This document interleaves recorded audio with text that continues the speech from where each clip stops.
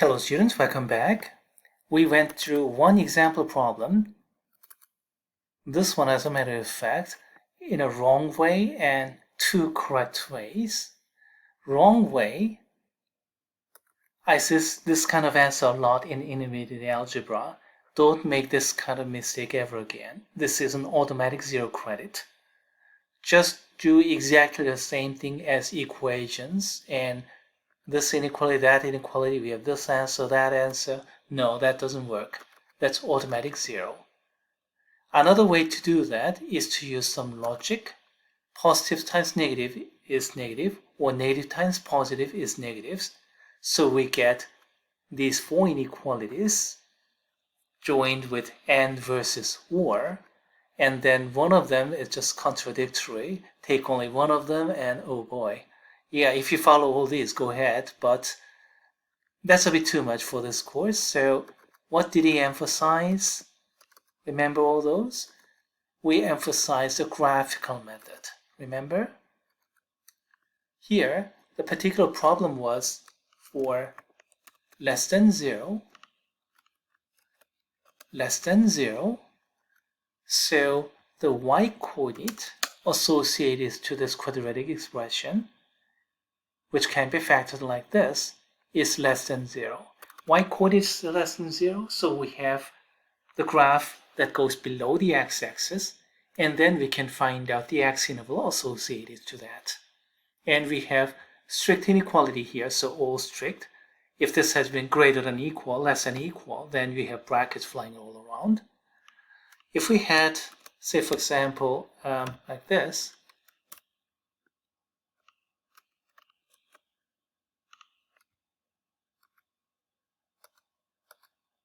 greater than equal like this, then we have to look at the graph that is above the x-axis. So we have this and that curve pieces. So we have two curve pieces, so we need two intervals. So from the first we get negative infinity to negative 5. Let's put some space in between. And then union, and then another bracket from here, 1 to positive infinity. We get something like this. So look at the graph, and then two curve pieces, we need two intervals. Previously we had one curve piece, then we need one interval. We can answer like that. Here's another problem.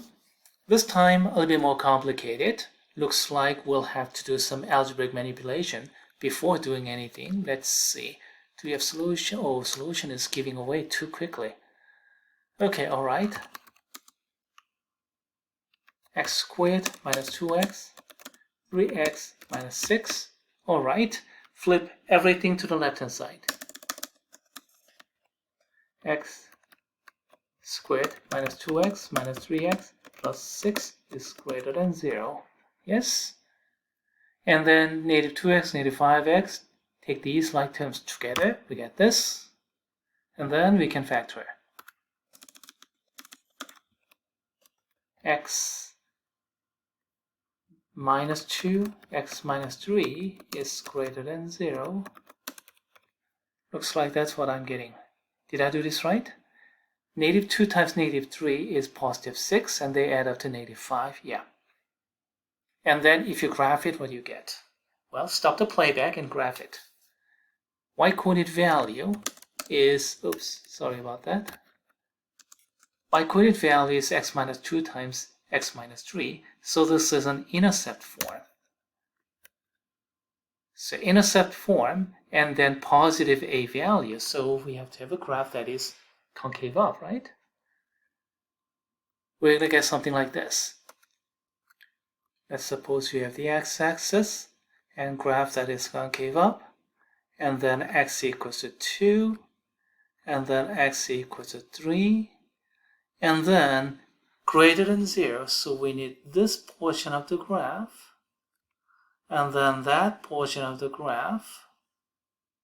That's when y-coordinate is greater than 0, right?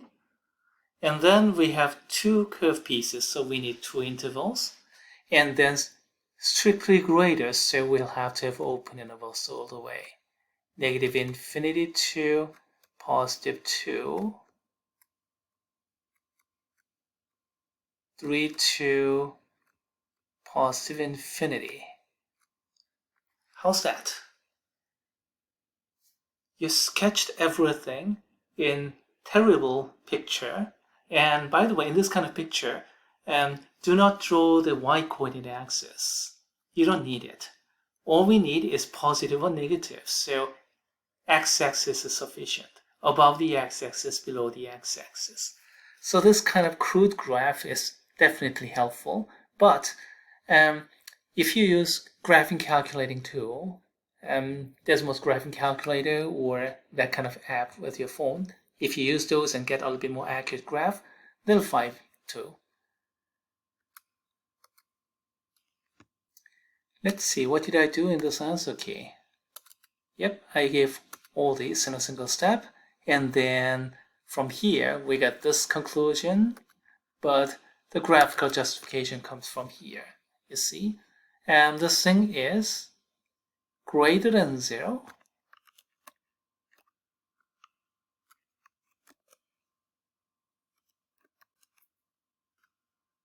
So we have to look at the portion of the graph that y-coordinate is greater than 0, so above the x-axis here and also there. We have two curved pieces, so we need two intervals. Less than 2 or greater than 3, so negative infinity to positive 2, this portion, and then 3 to positive infinity, that portion. Now what if I change this into, say, something like this? Less than or equal to.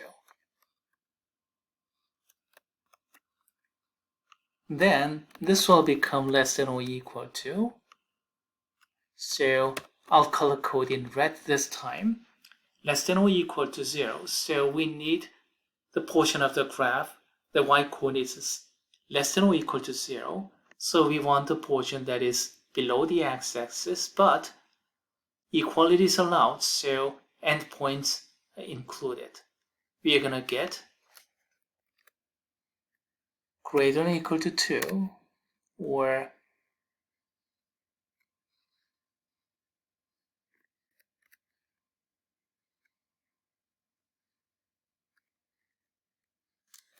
greater than or equal to 2 and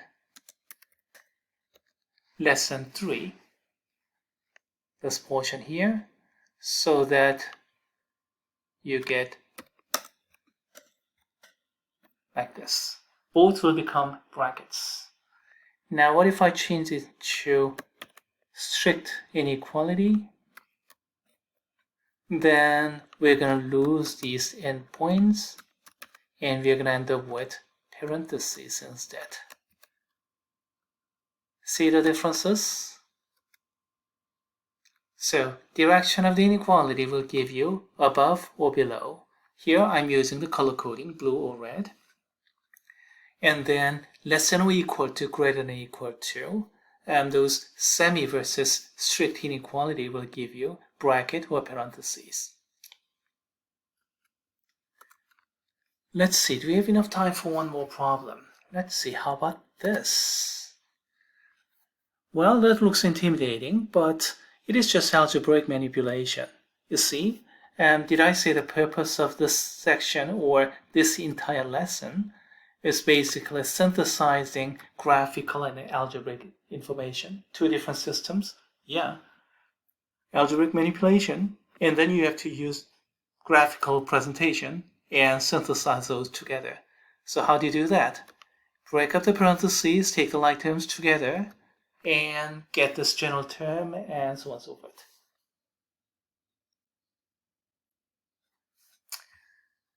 Ready? Okay, alright.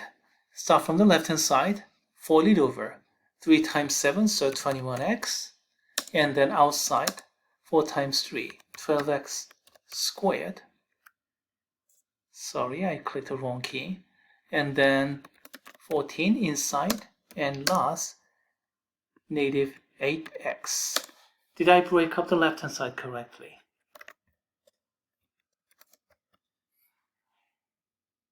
Did I do this right? Okay, let's take some like terms together. Let's say 21 minus 8. So 21x minus 8. So it looks like I'm getting 13x here. Does it look okay to you? Okay, all right. Now I can flip everything to the left-hand side, but we have negative sign here with this leading coefficient. So it's a little bit difficult to deal with all those negative signs. So my preference is flip everything to the right so that I don't have to deal with the negative sign in front of the leading coefficient. So 12x squared flipped over to the right, and then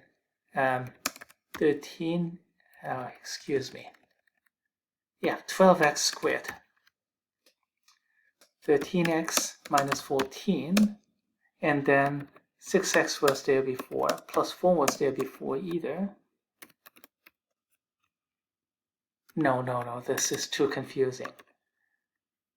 Let's do it this way.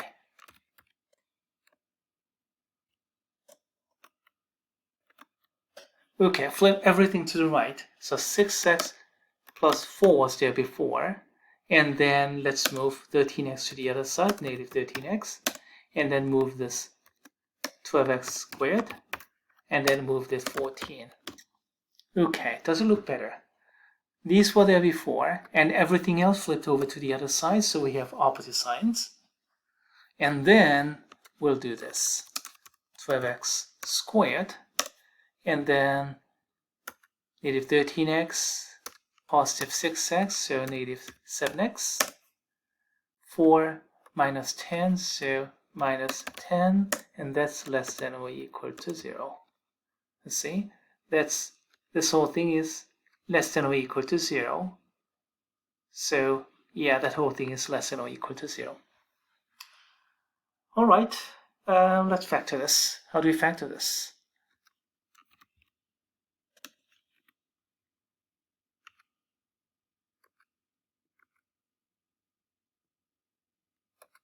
Okay, first number 12, last number negative 10, multiply negative 120, and then factors of negative 120 adding up to middle number negative 7. What times what do we have?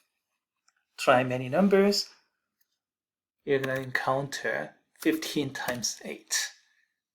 We need two opposite signs to get a negative number. And then 8 times 15 is 120. Which is negative? We have negative 7 here, so negative 15. That one should be negative. And then let's fill out all these. Let's see. All these have two multiplications. So it looks like we'll have to have 3 times 5 here. And then 4 times 2 here. Does everything look good? Horizontally, vertically, all multiplication. All right, and then cross multiply. We get 3, 2, and then 4, negative 5. Remember that? Cross multiply at the end. So this whole thing will give you 3x plus 2, 4x minus 5 is less than 0. I don't need this anymore, so what do we get? Graph this and then figure out the answer, I guess. Yep.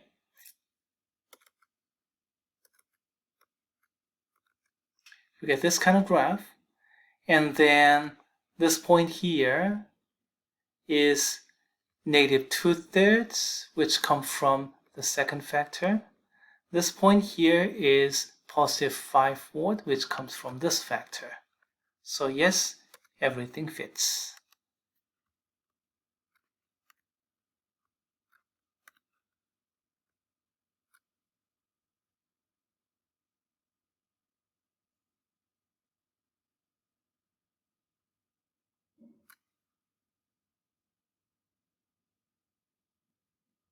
Okay,